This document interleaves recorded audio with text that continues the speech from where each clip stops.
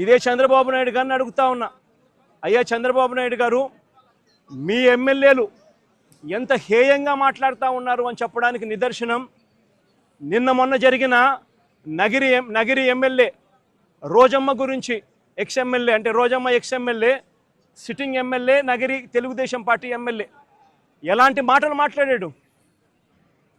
చెప్పడానికి కూడా సిగ్గుపడే మాటలు, సిగ్గుపడాల్సిన మాటలతో రోజమ్మను హేయంగా మాట్లాడితే ఇదే చంద్రబాబు నాయుడు గారు ఏం చేశారని అడుగుతా ఉన్నా.